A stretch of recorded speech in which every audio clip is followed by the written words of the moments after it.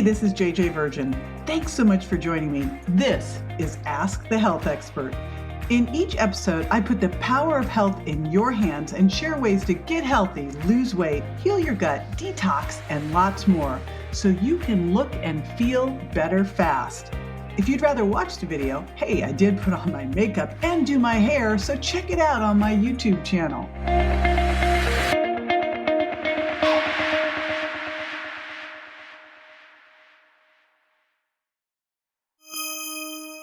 You may love exercise or you may hate it, but either way, you know if you want to stay healthy, you gotta do it.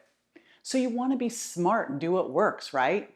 Now, what if I told you there was a specific kind of exercise that's the best, hands down, at helping you get healthy, lose fat, and have a better quality of life as you age?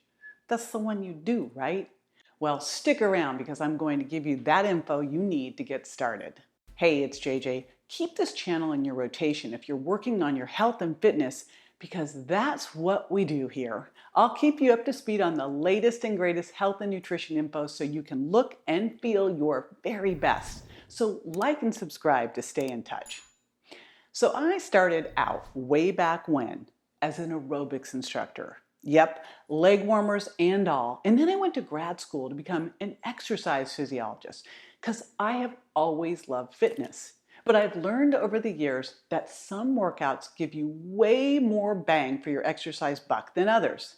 And the one that's by far the best return on the investment of your time, and not even too much time, by the way, is resistance training. And by the end of this video, I'm going to give you a few tips on how to do this exercise quickly and efficiently, so staying strong and healthy as you age is just going to be automatic. Now, the reason resistance training is the most important thing for us to focus on is because maintaining or increasing muscle mass is mission critical for healthy aging and quality of life. Now, I say maintaining or increasing because you may not have what you need now, which means you need to get going on building muscle. Muscle really protects you from the challenges that can make aging hard. We also want to make sure we're holding on to and building muscle because, and this is key, it's going to help you burn fat. And the way it does this is twofold. Muscle requires more energy, in other words, it burns more calories to build and maintain. And muscle is the first place you can start to really improve your insulin sensitivity. So you don't have to lose muscle as you age, but if you don't use it, you will lose it. So let's not do that, all right? Because in older people, less muscle is linked to greater frailty and weakness and not being able to do normal things that really should just be easy. So you may have trouble with things like getting out of bed, standing up from a chair, climbing the stairs, or carrying groceries. We've all seen that person who struggles with those things, and God forbid if they fall and break a hip. So you don't want that to be you. But you know how easily and how quickly these things can get away from you, and then it's this long road back. But if you start now, it's going to be like putting savings in the bank. So you gotta make it a priority. And you can because, hey, you're the boss of you, right? You just have to make the decision and commit. And you're not only going to love the way it makes you look and feel, your future self is going to thank you. So when you're working out, there are 4 things to focus on that will help you build and keep muscle. So let's get into those now. Now, first, we're going to talk about the method, and then we'll get into recovery and diet. When you're doing resistance training, first of all, start where you are. Any starting place is great because you're only going to get better and improve your health from there with every single workout. Now, by resistance training, I mean using weights. That could be either free weights, your body weight, or resistance cables like the TRX trainer to create resistance that you work against doing a series of exercises. You're going to do multiple sets of each exercise and multiple reps of each set. So for example, if you're doing push-ups, and before you freak out on me, yes, you can do these wherever you are right now, whatever your current fitness level. You can do them against a wall, you can do them against a bench, you can do them on the floor with straight legs or bent knees. So, back to those push-ups. However you do them, It's an exercise. And each time you do that push-up, that's a rep or a repetition. You're going to do a number of reps, more than that in a bit, and a number of reps makes a set, okay? I want you to focus on multi-joint exercise first and foremost. These are exercises that cross more than one joint site. So for example, that would be a squat rather than just a leg extension, a tricep dip rather than just a tricep extension.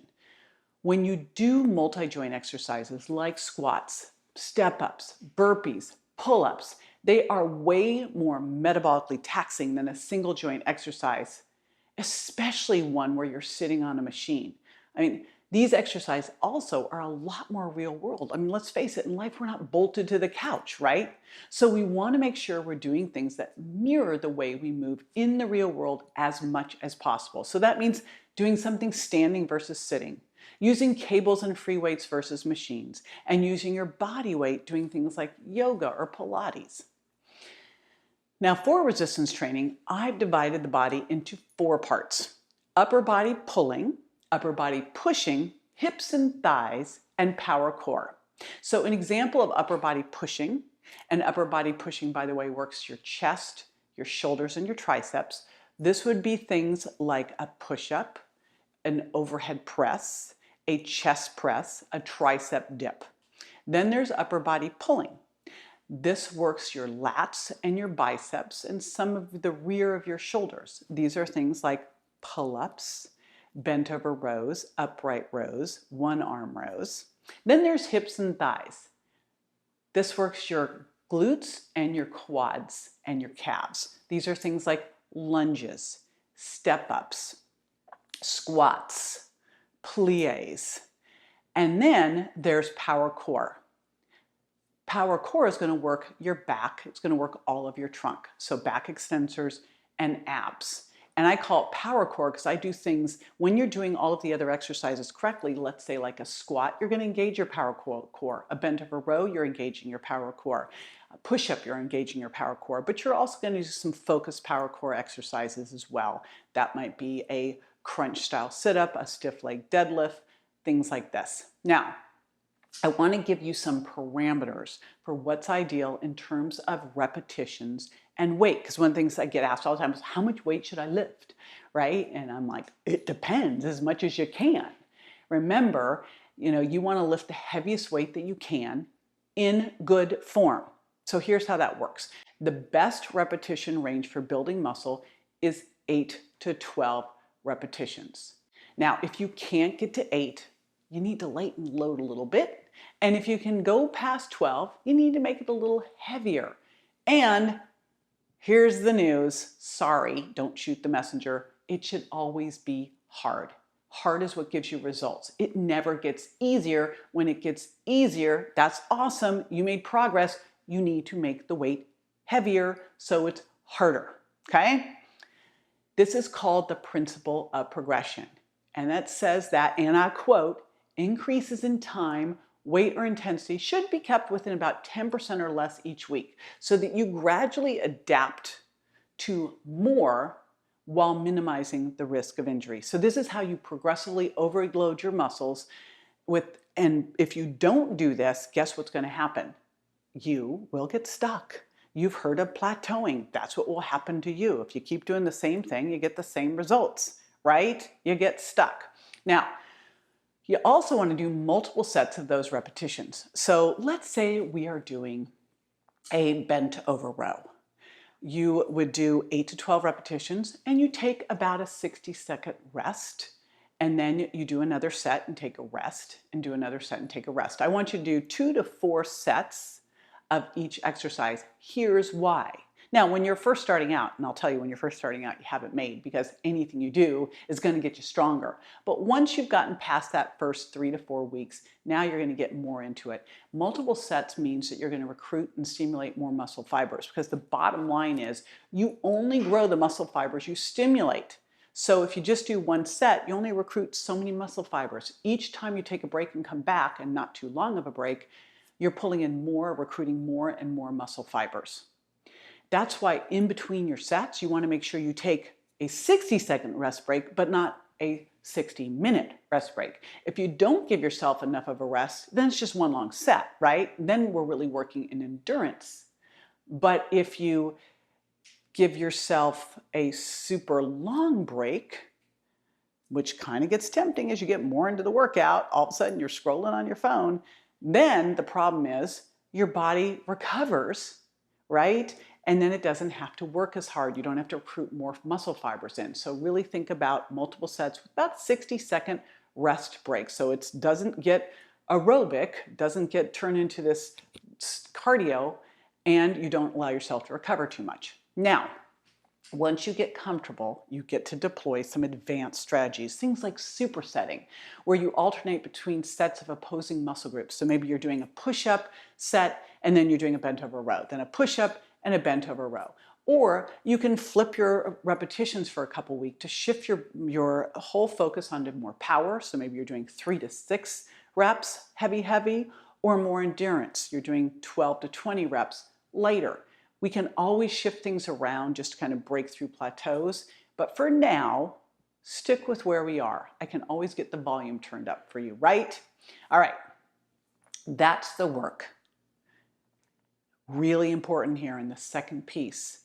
You've got to work hard and you need to recover hard. Recovery is just as important for maintaining and building lean muscle as the workout is. Now, you're going to want to work out each of those 4 body parts at least 2 times a week. And if you really want to build, probably 3 if you're significantly looking to increase that muscle mass. But you also want to make sure you have 48 hours of rest between your workouts. And if you're still hurting, then give yourself another day. When you're sore, you can help your recovery with things like foam rolling. You've seen those big foam rollers. Those are amazing. Epsom salts baths are fantastic. And my latest favorite thing, which is cold plunging. I actually have one of these in my backyard set at 52 freezing degrees. And getting in that for a couple minutes can help with inflammation. So can getting in front of some red lights. So look at the things that you can do to help with recovery. Another one that can help with recovery are my curcumin chews. That's one I do every single day. It's really, really important to your progress that you are recovering well. So give yourself the rest time you need. And here's another important point. If you are sore at a joint site or sore to the touch, that is not good. That is not the same as normal muscle soreness the day after a workout. You know, when you work out, you create these little micro tears and then you build muscle by repairing those, and that gets you stronger. But being sore at a joint site can mean something else. It could mean a macro tear, like you've done some damage to a tendon or a ligament. So do not push through that. Rest and recover from those injuries. All right, now, if you're doing all that work, you want to make sure that you get the most out of it, right? So that's the third piece, your diet, giving your body the right fuel. So you want to make sure you're giving yourself optimal protein because your body is going to need that protein to rebuild your muscles. And there's a formula to this. The minimal amount of protein you should be getting every day to maintain your muscle mass is 1 gram per pound of ideal lean body mass. And again, your ideal lean body mass is everything on your body that is not fat. You can find this out by getting a body fat scale. Right? So everything that's not fat is lean body mass. Now, women usually have more body fat and less lean body mass than men, but in general, the ideal lean body mass is going to range from somewhere to 75 to 85% of total body weight. So, example for you, you're a woman who's 5'6", you weigh 135 pounds, and you're 20% body fat. That means you have 108 pounds of lean body mass. So that would be 108 grams of protein divided throughout the day. Now, if you want to build lean muscle mass, your protein requirement is going to be higher. It's more like 1 gram per pound of ideal body weight, not your current weight, right? So it's 1 gram per your total body weight ideal. So if you're 5'6" and you weigh 140 and you're 30% body fat, your lean body mass is 98. Okay? You want to be 20% body fat, and you want to focus on adding 10 pounds of muscle, which is in turn is going to help you lose some extra body fat, about 15%. So you see here the 140 is Putting on 10 pounds of muscle, 150, dropping down 15 pounds of fat, 135. The muscle requires more energy to build and stay on your body and helps your body become more insulin sensitive, which means that you can burn fat better. So if you build muscle and keep your diet dialed in with protein first and the right macros, you will naturally lose the fat. And to get optimal protein, you're going to want to make sure it is your priority. It is the first thing that you put on your plate to get what you need. So here's what I like to do. After a workout, I love to do a loaded smoothie. That's, to me, the easiest way to do that. And I especially love my Reignite Wellness paleo protein because it's got branched chain amino acids. So after a workout, I'm making a loaded smoothie with that, and I'm adding in my collagen as well with a flaxseed meal protein powder, because that is or protein drink, milk drink. That's going to give you anywhere from 35 to 50 grams of protein right there. So I love to include that collagen peptides formula. And there's research to support that use of collagen to support muscle growth when you're doing resistance training. So again, that's why I use collagen, my paleo all-in-one with branched chain amino acids. And I do that as soon as I get home from the gym, which sometimes is walking from my home gym into the kitchen. All right, fourth thing you're gonna do as you build lean muscle, and this is so critical, is you gotta measure. Because what you measure and monitor, you can improve. And you'll also see if you need to make any adjustments, right? So you're going to want to get a body composition scale, not just a regular weight scale, because a body composition scale gives you measurements that really show you what's going on a lot of levels and how much you're improving. The biggest thing you want to focus on is your total weight and your lean body mass, and that's going to be indicated by something called total body water.